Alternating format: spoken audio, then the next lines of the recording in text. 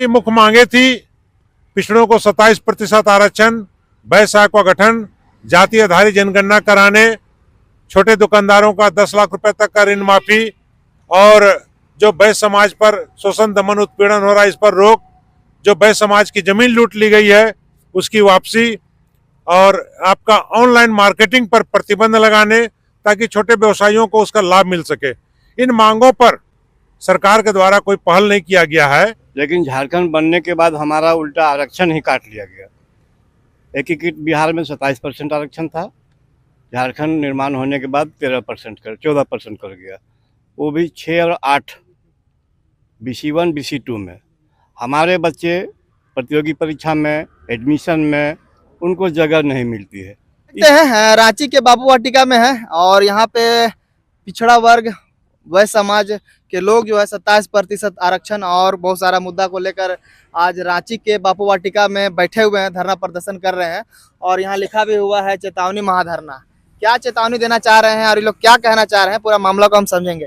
क्या कहेगा, पूरा मामला क्या है, आज क्यों रांची के बापू वाटिका में आप लोग यहाँ धरना प्रदर्शन कर रहे हैं? दरअसल झारखंड प्रदेश वैश्य मोर्चा लगातार 16-17 वर्षों से पिछड़ों को 27% आरक्षण, व्यवसायों का गठन, छोटे दुकानदारों का 10 लाख रुपए तक का ऋण माफी, जाति आधारित जनगणना कराने और जो वैश्य समाज पर शोषण दमन उत्पीड़न हो रहा है, पुलिस द्वारा झूठे केस में लोगों को फंसाया जा रहा है, इन तमाम मांगों को लेकर हम लोग लड़ते रहे हैं।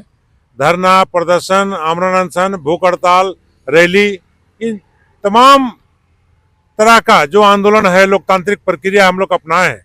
लेकिन अफसोस की बात है कि सरकार जिनकी भी रही हो, 40% आबादी वाले वैश्य समाज का कभी भी उन्होंने ध्यान नहीं दिया, उनको यार का मतलब कि मदद नहीं किया।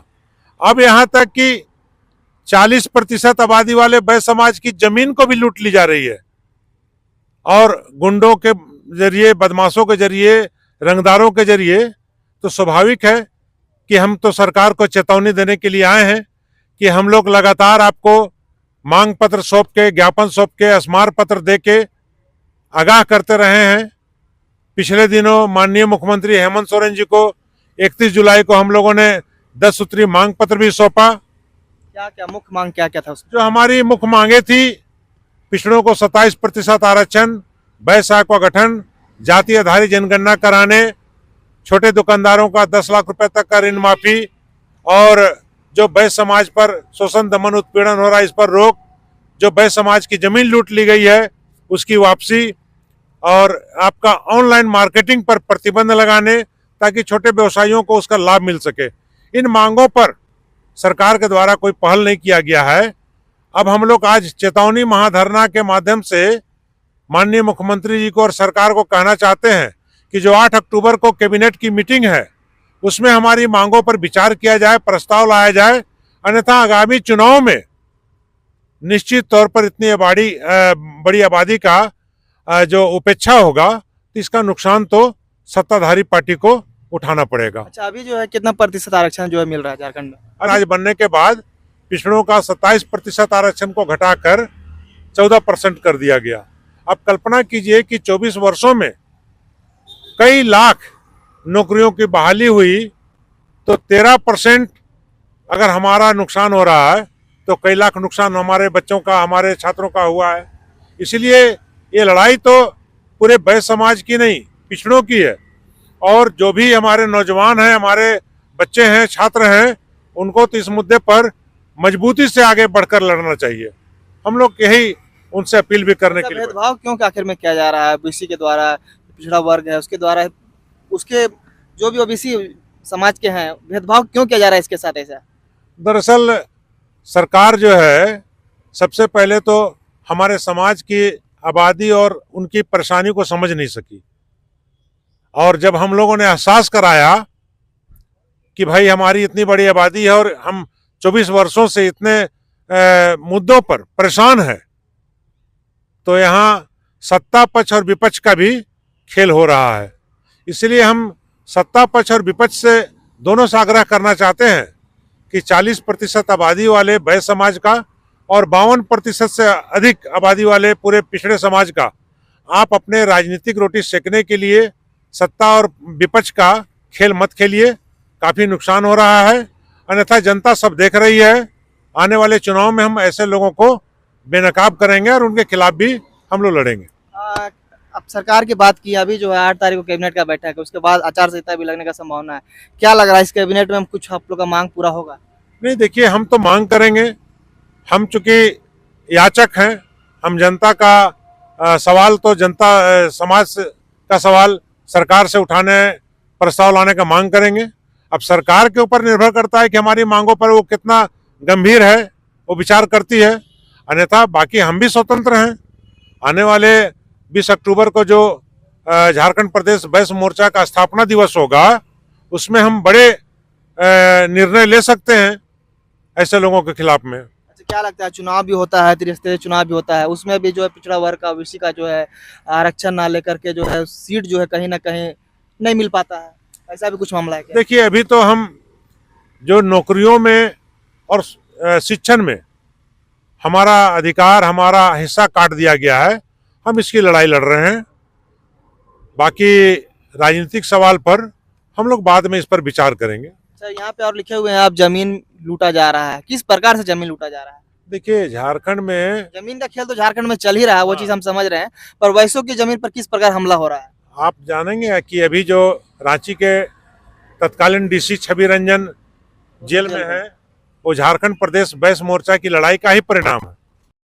वो हेहल अंचल में जो 10.5 एकड़ जमीन था हमारे अश्विनी साहू जी और उनके परिवार का, उस सवाल को हम लोगों ने उठाया, हाई कोर्ट तक ले गया और हम लोग काफ़ी आंदोलन किए।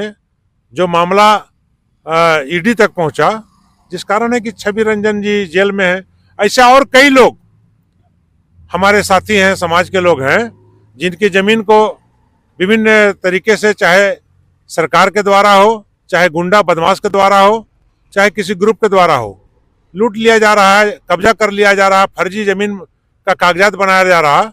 हम ऐसे लोगों के खिलाफ में भी जल्द ही बड़ी आंदोलन की घोषणा करेंगे। क्या लगता है, झारखंड में जिस प्रकार जमीन का खेला चल रहा है, आदिवासी का जमीन हो, वैश्य का जमीन हो, सबका जमीन पे कहीं ना कहीं प्रहार हो रहा है एक तरह से, तो इस सबका समस्या का समाधान कैसे होगा आखिर?